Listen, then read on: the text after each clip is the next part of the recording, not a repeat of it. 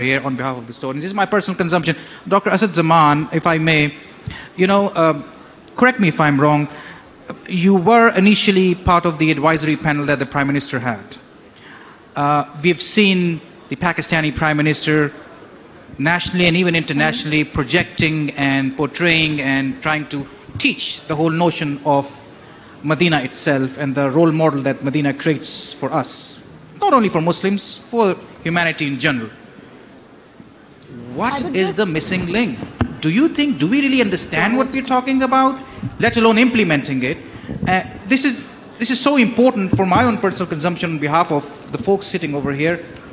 You were there, you were right there in the center. What was it? Okay, so I think that our PM, his heart is in the right place. He has well-intentioned and wants to go towards the Riyasat-e-Madeena. But there are many major obstacles in the path. One is lack of clarity on exactly what we are trying to do.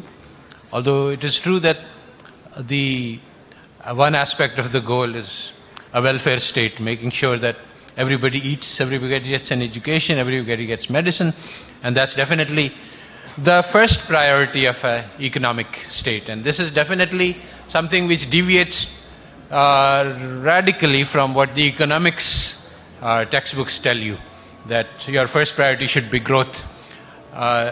So this is very good.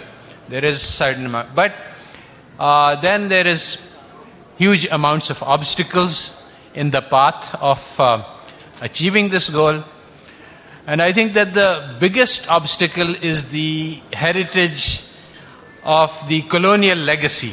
You see, when we were colonized, first of all, our minds were colonized, and this is the first thing, that you cannot govern, a small group of people cannot govern a huge group of people without changing their minds, without enslaving their minds. And this is exactly what the Macaulay's system of education did, that our system of our traditional educational systems were completely destroyed.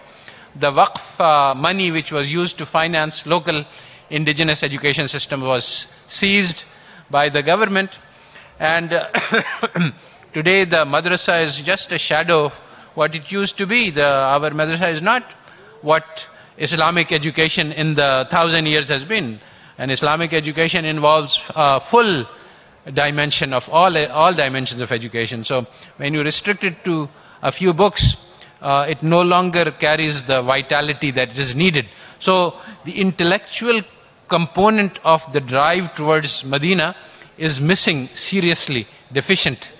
So that's one part, that how do we get there. But the second part is the colonial legacy, is that the government was not designed to serve the people. Although we call it the Public Service Commission, the government was designed to rule the people. The police force was meant to, it was not a police service, it was a police force.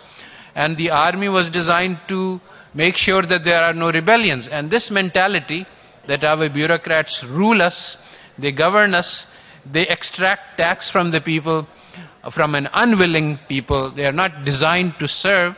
This mentality continues to this day. This creates power, this creates classes, and so the path to Madeena is filled with conflict of class and power interests. It involves devolving power to the people, but nobody wants to do that.